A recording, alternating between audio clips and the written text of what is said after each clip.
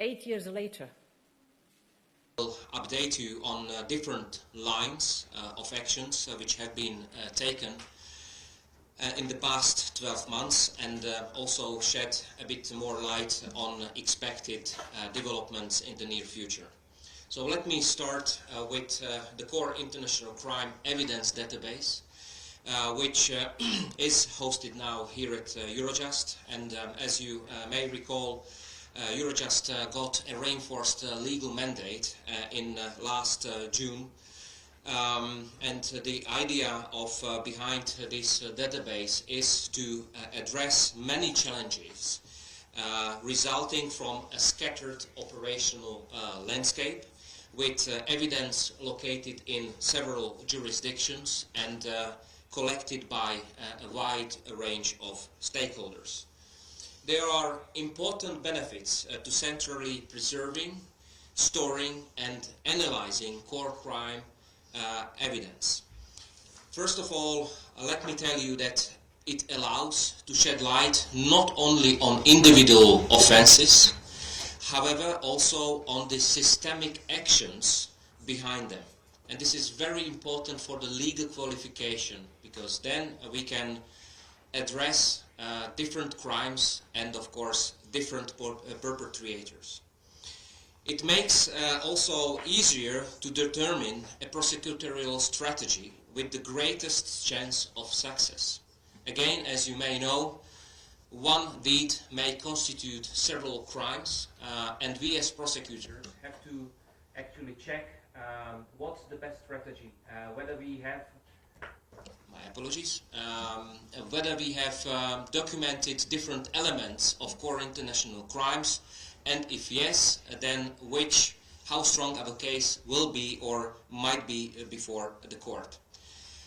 Another benefit is the early identification of parallel investigations. As you know, today we have 21 national investigations, and early identification of overlaps may lead to efficient use of resources and reduced risk of legal errors. Crucially, maintaining an overview of interviewed victims helps to avoid re-victimization by repeated interviews. And with this database, there are no fishing expeditions for evidence. Instead, we will have targeted evidence searches, and of course this will lead to faster and more effective national investigations.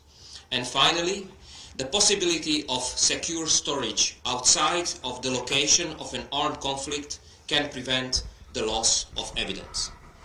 In addition to all these benefits, there are other few aspects which I would like to share with you today. Certain principles which are strongly embedded in this database. First, it's only intended for digital evidence from judicial files, so from legal proceedings, which means that non-governmental organizations and civil societies will not be able to send their data directly to Eurojust. Instead, they should proceed by contacting national judicial authorities. Second principle relates to the ownership of data. The ownership of evidence included in the database will always remain with the country or a partner that originally provided it. Under no condition will Eurojust be able to share evidence without the consent of the owner. And thirdly and finally, it's important to mention that Eurojust will not actively collecting evidence itself. Let me also tell you that this database stands on three pillars. First of all, we have now safe transmission module for safe transmission of digital evidence. Then second pillar or component will be secure storage. And the last, third one, relates to advanced analysis. I'm pleased to share with you that now Eurojust successfully implemented first two components. So we have now a technology implemented for safe transmission of evidence from our partners to Eurojust. We have also secured state-of-art storage for digital evidence, and we are implementing this advanced analytical tool, and we expect the database will be fully operational by summer this year. So while I'm convinced, ladies and gentlemen, that this database is a real game changer in the prosecution of core international crimes, it's just one of many ways in which Eurojust supports prosecutors working on Ukraine-related cases. As you know, Eurojust is supporting our partners in other areas, and let me now pass the floor to our Vice President, National Member for Lithuania, Margarita Sniutyte-Daugeliene, who will tell you more about the joint investigation team which Eurojust has been supporting, and the upcoming International Center for the Prosecution of the Crime of Aggression. Margarita. Thank you, Mr. President. On the 25th of March 2022, Eurojust helped, as you know already, to set up a joint investigation team, or JIT, focused on core international crimes committed in Ukraine. This joint investigation team originally included Lithuania, Poland, and Ukraine. Already after 1 month, in April, the ICC joined a JIT as a participant, and in May, Estonia, Latvia, and Slovakia became members, followed by Romania in October. The purpose of this joint investigation team is to facilitate the exchange of information and evidence between the partners and strengthen the coordination between those involved. Since its establishment, the JIT can count on Eurojust legal, analytical, financial, and logistical support. So far, Eurojust has assisted with the organization of 14 coordination meetings here at Eurojust, where JIT partners were able to discuss the most effective strategies and the way forward on investigation and prosecution of these core international crimes. Eurojust has also provided nearly 200,000 euros in financial support, as well with encrypted phones, encrypted laptops, and other equipment. In addition, Eurojust ensures that work of the joint investigation team remains aligned with the national investigations related to the war in Ukraine. As it was mentioned by the President, this is essential because there are over 20 countries with Ukraine-related investigations, including 14 European Union member states, 4 other European countries, the United States and Canada. In the coming month, we will add a new dimension to our existing accountability efforts.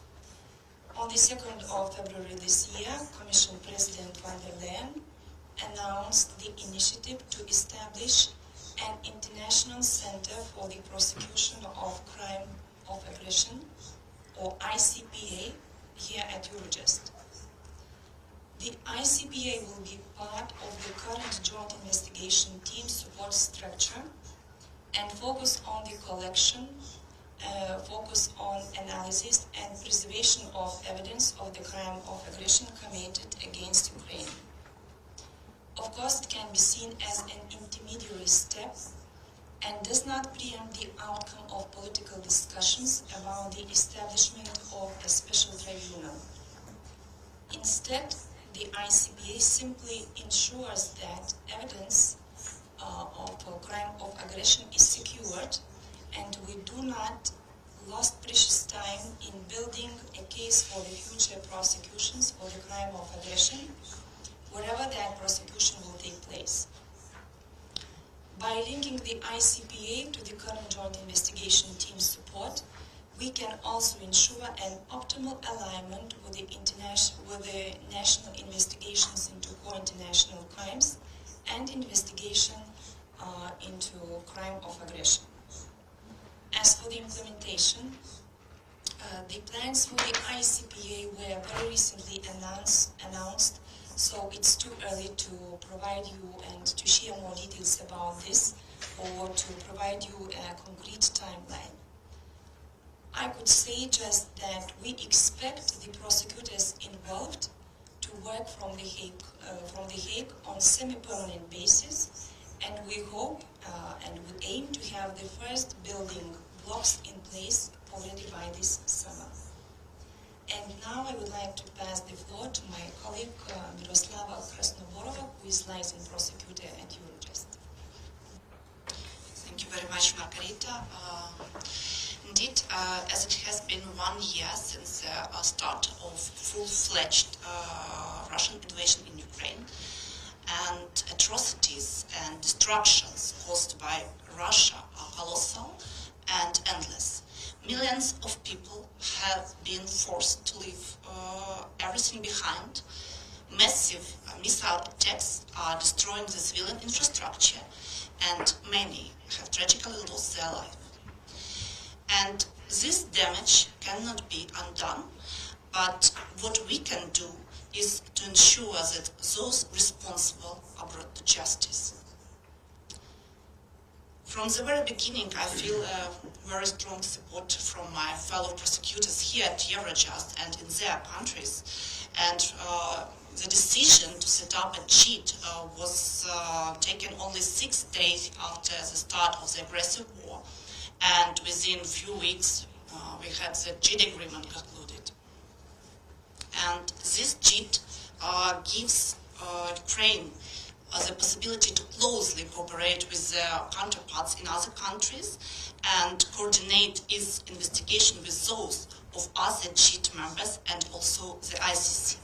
It helps us to avoid duplication, agree on joint prosecutorial strategy, and indicate where we could use the support of our partners. At the same time, it is Ukraine's firm belief that the accountability efforts should also include the prosecution of the leadership of the Russian Federation for the crime of aggression. The impunity for this supreme international crime should never be accepted.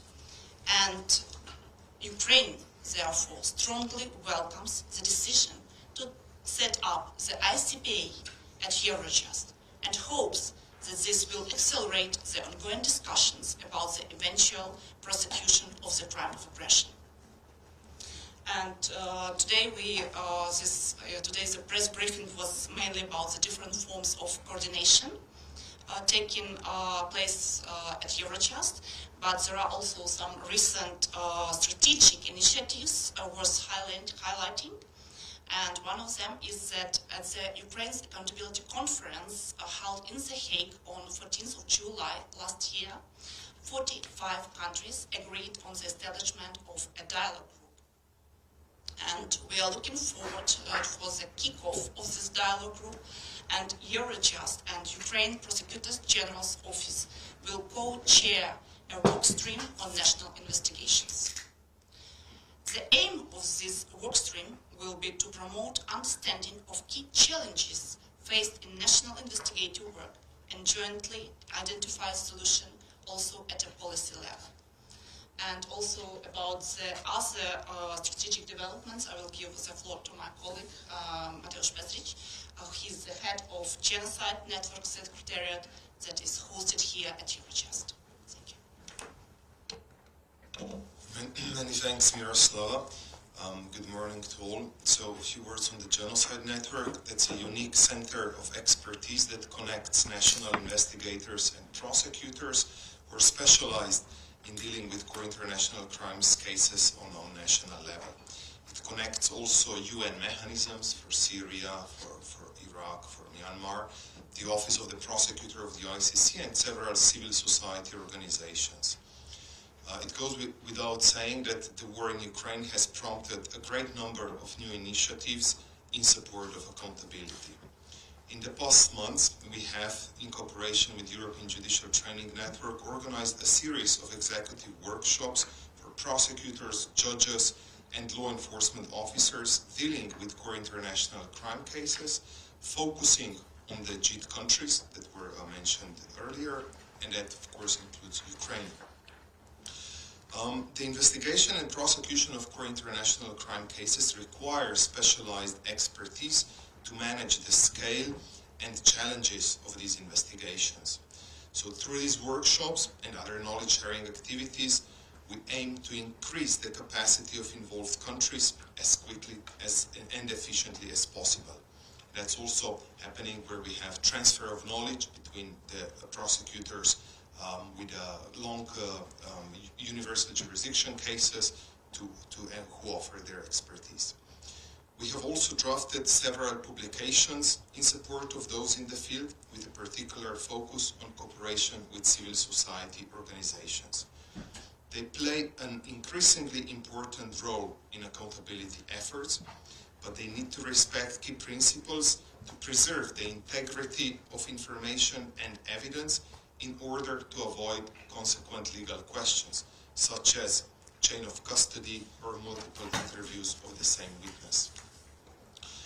With this in mind, we joined forces with the Office of the Prosecutor of the OICC to publish guidelines for civil society organizations on documenting international crimes and human rights violations for accountability purposes. They were launched in September last year, and we are expecting to publish also French, Arabic, Spanish and Ukrainian language version in the coming months, because the original version was English. We also work closely with various civil society organizations that document crimes committed in Ukraine and provided national authorities with an overview of their activities as well as entry contact points, and we pursue this work on an ongoing basis. Finally, and again together with the Office of the Prosecutor of the ICC, we have issued guidance to national authorities in order to assist frontline officers and others who are in contact with refugees from Ukraine to screen and identify victims and witnesses. It's a work that, of course, is benefited by all working on these cases. In the coming period, the Genocide Network, together with all our partners, will continue to develop knowledge-building activities in support of those involved in the accountability efforts. An event for this purpose, the 8th EU Day Against Impunity, which will take place on 23rd of May this year, will be dedicated to the exchange of best practices and experiences in the development of new war crimes unit at national level. Through these and other initiatives, we hope to contribute to the joint ambition to bring justice to the people of Ukraine. Thank you, Matevz. Thank you to all speakers. We now have time for questions from your side. You can use the chat function for this, for those of you joining online. And if you could please indicate which media organization you represent and to who your question is addressed. But I already see a question here, the gentleman there in the back. And we'll try to have online and questions from here at the same time. Thank you. Very much appreciated. My name is Daniel Kup. I work. Sorry. Thank you very much. My name is Daniel Kup. I work for the German television channel Welt. I have a very theoretical question. Do you think there will be a day in the future, and how do you imagine this day, and how do you imagine, which court there might be in charge, that we see Vladimir Putin, facing, charges for what is happening in Ukraine right now? Thank you. Mr. Hamran, might you want to take that? Our experience so far shows that documenting, investigating and prosecuting core international crimes requires international efforts. This is what we have been doing as Eurojust, building partnership between countries, between different international organizations and agencies to make sure that there is one day, definitely, which those perpetrators will be brought to justice. Okay, thank you. First a question we have online, and then I'll go back to the room. A question from Libération, French newspaper. How many inquiries have been opened by the Ukrainian authorities so far? Perhaps Myroslava, can you give an update? Thank you very much, Tom. Thank you for the question. You know, I was especially preparing for this briefing, and I checked with my colleagues about the latest number. And as of this morning, it was more than 71,000 alleged war crimes, and also more than 16,000 of alleged crimes against national security of Ukraine. This is as of this morning. Thank you for that latest figure. Sorry, I saw a question from you there, then I'll go to you, and then, yes, please. Hi, Matt. This is not, there we go. Matt Steinglass from The Economist. I had a question for Mr. Pezdirc about the guidelines for civil society organizations and for gathering evidence. Are those guidelines written specifically with a view towards genocide? Are they generally applicable to all sorts of crimes that might be addressed in war crimes and so forth? And are there difficulties that arise in terms of how you encourage organizations to do their interviewing to gather evidence for specific crimes? Yeah, thank you very much. The guidelines are written, of course, for the core international crimes, because that's sort of our field of work. But we have received very positive feedback from many NGOs operating on the ground. They plan to use some of those features also for other crime areas like trafficking or torture, so when they're engaging with victims of trafficking human beings or torture and so on and so forth. So in a way, there are a set of principles that allow civil society organizations to apply them accordingly to their needs. So I think they're quite flexible, but they do set certain standards on sort of do and don'ts, with a view of consequent later judicial process for accountability. So either, and we don't specific either that can take place at the ICC or at national authority. So in that way, they're quite flexible, but still giving sufficient guidelines on what you should do or what you should avoid, or how you should do it as well as an NGO. So, and that's why we also now embark on this process of translating as well these guidelines to really allow broad dissemination, because they're not, of course, the initiative was coming from NGOs that operated on the ground in Ukraine, and of course with the war in Ukraine, but they can be applicable to any other situation as well. And that's why, together with the Office of the Prosecutor of the ICC, we really want to ensure a broad outreach of these guidelines to as many NGOs as possible. Is it possible to give an example of a do and a don't? Can you use the microphone, sorry? Is it possible to give an example of a do and a don't? Yeah. Absolutely. The initial one is ask witness if he or she has already given testimony. And if that's yes, then avoid further questioning, because if the person already gave one testimony, that's I think sufficient. We really want to avoid re-interviewing when one witness gives sort of an account to 10, 20 different either civil society organizations, media, humanitarian works, and so on, because that actually impedes the use of that testimony later on in the court. Thank you. We have a question from Le Monde. Stéphanie Maupin from Le Monde. Yes. I would like to know how the ICPA is going to work. Will it be autonomous from Eurojust? Will it be utilize its own budget, its own organization?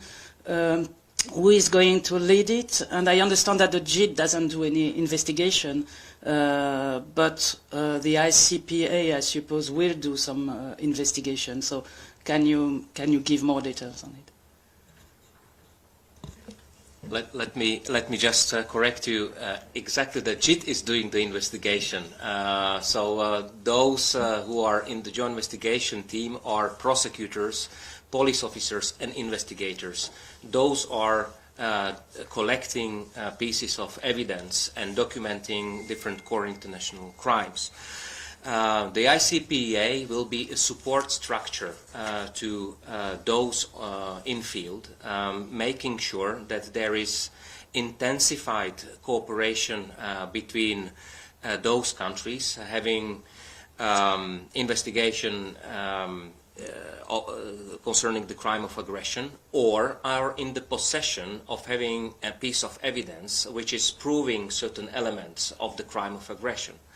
So ICPA will make sure that there are no legal impediments, financial impediments, communication impediments between judicial authorities to exchange evidence, to talk, and Eurojust will be providing logistical support, analytical support, legal support to all those who are building the file concerning the case of aggression.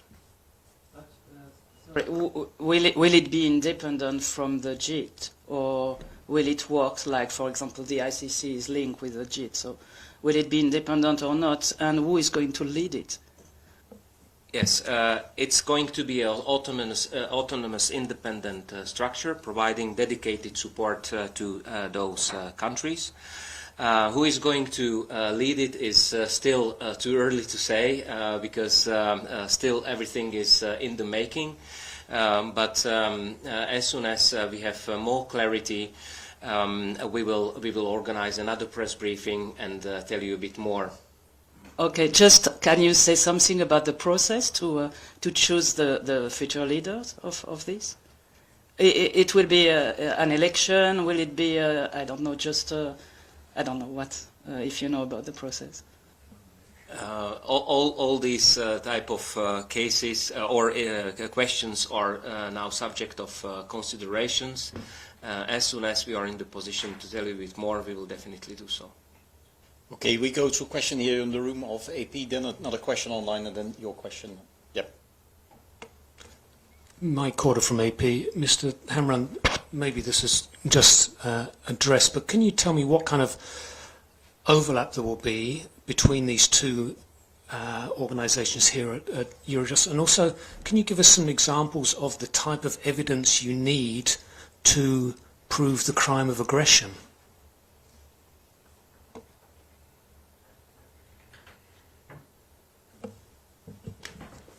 First of all, I would like to clarify that the ICPA, it's not going to be a new organization.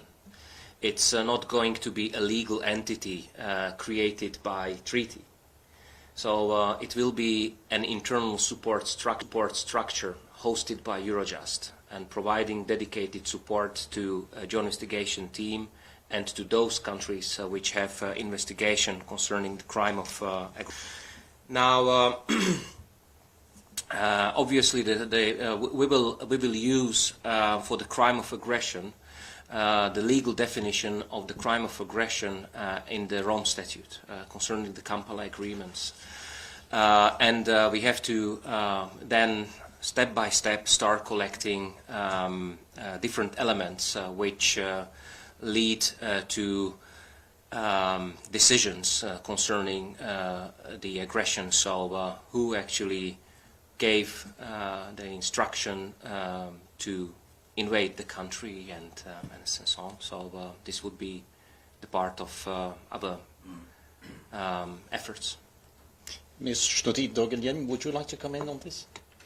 I just can add what Mr. President said. It's very important to understand that the ICPA will be part of the current joint investigation team, and the prosecutors who will work in this ICPA will be the members of this joint investigation team.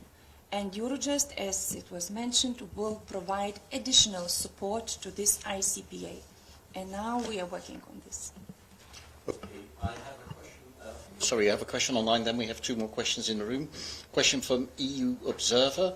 In case there's no large UN General Assembly majority supporting a special tribunal, are you confident that prosecutors will have the necessary legal basis to bring the top political and military leadership, including Mr. Putin, to court?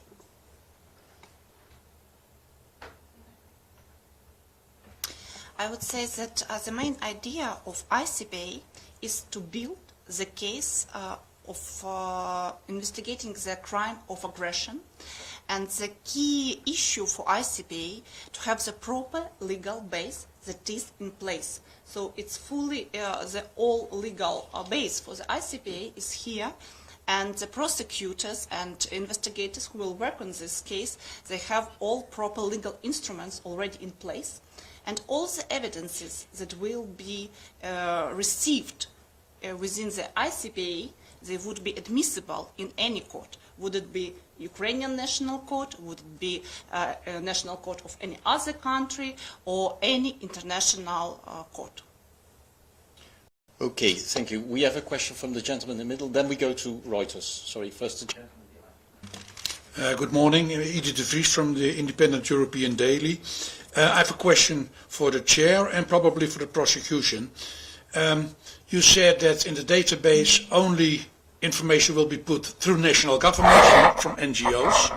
What does this mean for the material that already has been gathered by Bellingcat? Does that mean that the Bellingcat material will not go to your office? That's one question. And the other question for the prosecutor probably is, are you already collecting evidence on the ground? Do you already have your own boots on the ground? How many inspectors are already gathering material that comes straight to your prosecution office? The first part, Mr. Hamran, please. Thank you so much.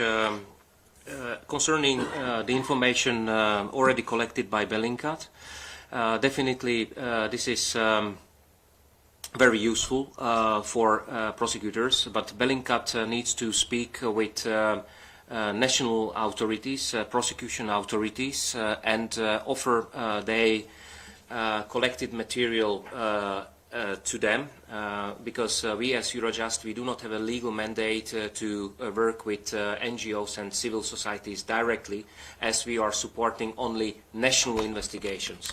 However, if this transfer can be done through national authorities, we can then, of course, work with all the data from Bellingcat. So, I just double check on question. So if the prosecutors are already working on the case of aggression? Yes, indeed. The case of aggression was immediately started in Ukraine and is investigated in Ukraine. And the definition of the crime of aggression is a bit wider in Ukrainian legislation, but the case is ongoing, and indeed I cannot say how many prosecutors are working on it, but definitely they have some results, and they have some already notification of suspicion. May I follow up one question, Yep. please? Yep. Follow up on the prosecution. Considering the possibility for prosecution, according to Ukrainian law, bear in mind the Lockerbie trials in the Netherlands, according to that law being held here in The Hague or near The Hague. Is the Lockerbie construction, a court from there over here, is that also a possibility? I cannot respond, precisely on your question, because there are a lot of different negotiations and different options for prosecution are discussed. But what I would say that all options are on the table. Okay, thank you. We have a question here from Reuters, and then we have two more questions online. My question for Mrs. Krasnoborova. When I was in Ukraine, I noticed when I was out with war crimes prosecutors in the field, they were literally investigating one crime while another crime was taking place, overwhelmed by the sheer scale of it, and you just mentioned the number of more than 71,000.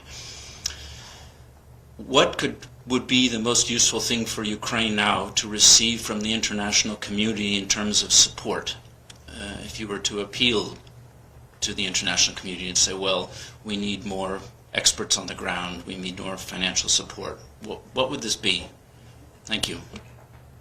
Thank you for your question. Yes, indeed, this is something like, as you know, like a snowball. So with every day it's more and more, and it's very difficult and challenges.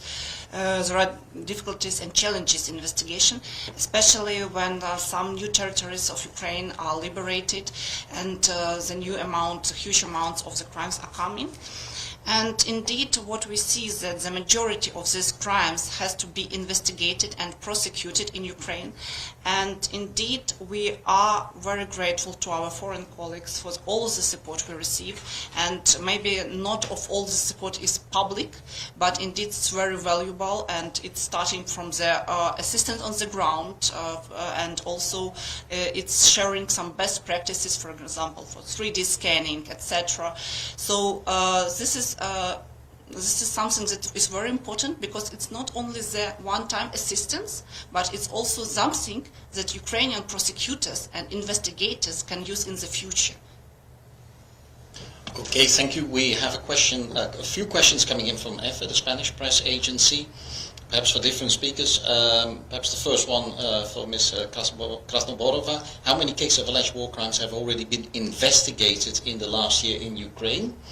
Then second question, what is the amount of evidence you got already? Can you give an idea? Perhaps Mr. Hamran, Ms. Sniutyte-Daugeliene. And the last question perhaps for her as well, how's the cooperation with the office of the ICC prosecutor, Mr. Khan, right now? Okay, then I will look. I've looked for the numbers. It's good to have them in front of me.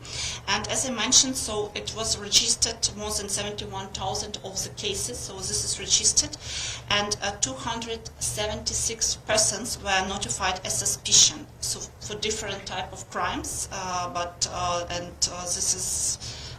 So they were some charges were brought towards these persons. And maybe to say that concerning 99 persons, the cases were sent to the court. And also, as for numbers, we have 26 verdicts. So okay, thank you. Then the question on the amount of evidence. Can we say anything about that? How much evidence has already come in?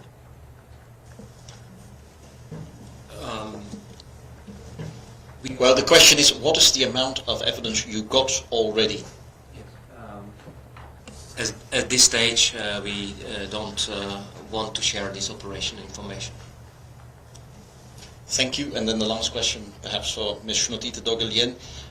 How's the cooperation with the office of ICC prosecutor, Mr. Khan, right now? Our cooperation from the very beginning was very good and still remains very good. ICC is the participant to the joint investigation team, and we usually meet at the coordination meetings and discuss our investigation strategies. ICC have their own independent investigation, JIT partners as well have their own investigation, and our cooperation is very good. Okay. Thank you very much. We have a few more questions online, one more here in the room, and we have about 45 minutes, so I'll go to two more questions which have come in online from Libération. The first one is perhaps a bit close to another question which was raised, but you mentioned the discussion about the crime of aggression. Are there any precise details about the creation of a tribunal ad hoc? Would this only be about crime of aggression, or could it be a larger mission? That's the first question which has come in from Libération. And then the second question from Libération, how would the joint investigation team and the ICPA could coordinate with the ICC?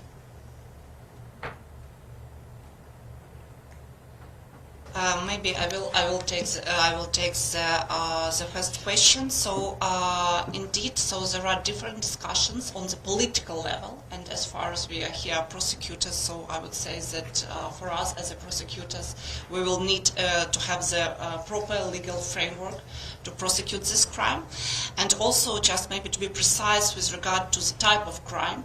You know that the architecture of the accountability for individual criminal responsibility is that we have several layers.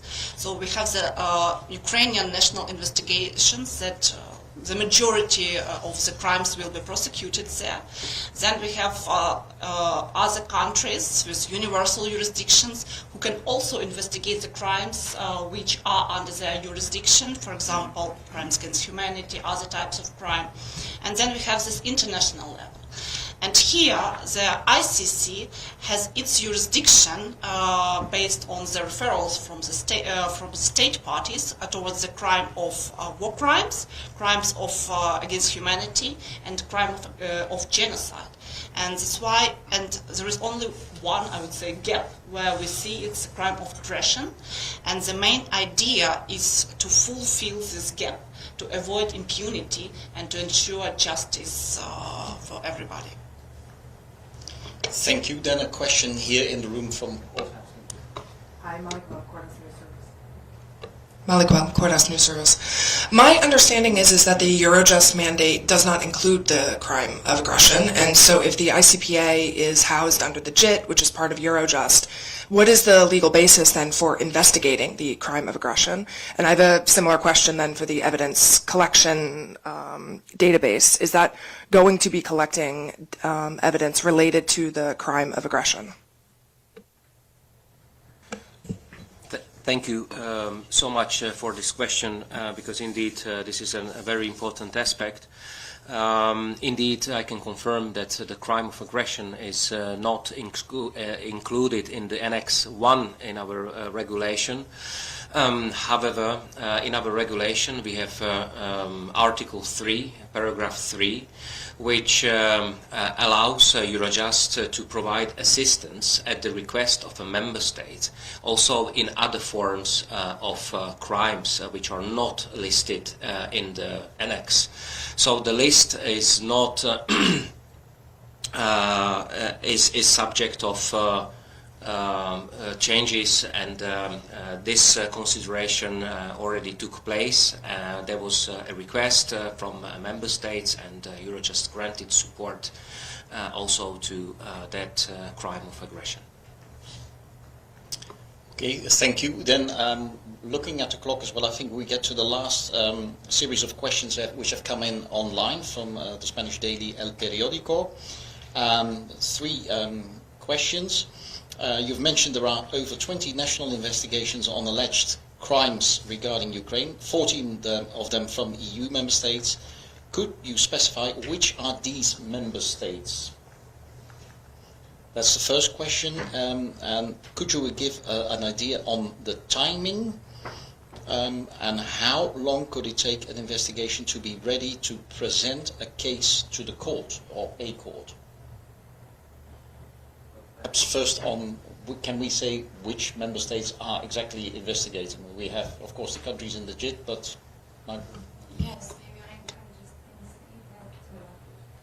Yes, I can see that as these investigations are ongoing, so we cannot disclose which countries prosecute, investigate which crimes.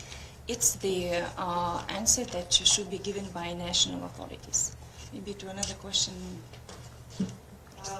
You know, I wouldn't speculate on the timing, because and my response would be as soon as sufficient evidences would be collected, the case will go to the court. Because the key criteria, justice delayed, justice denied. As soon as we have a case, the case will go to the court. Just may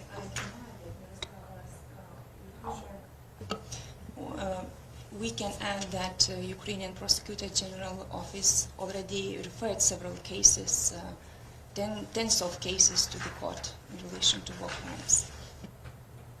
Okay, thank you very much for your answers and for your questions, ladies and gentlemen, and for your attendance.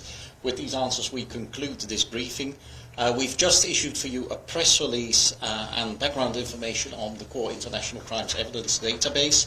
This is all available online as well.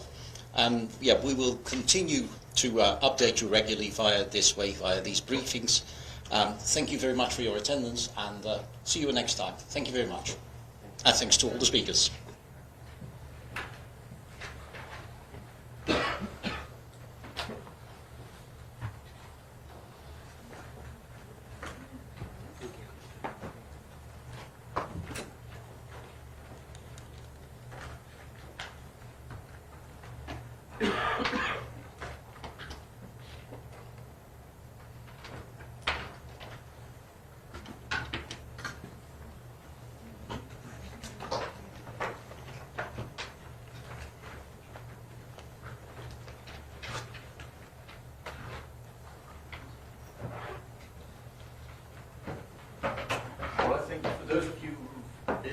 want to stay here for an hour or so to work, you're welcome. You know where our coffee machine is.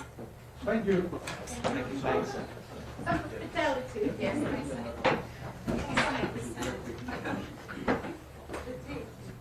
The first coffee.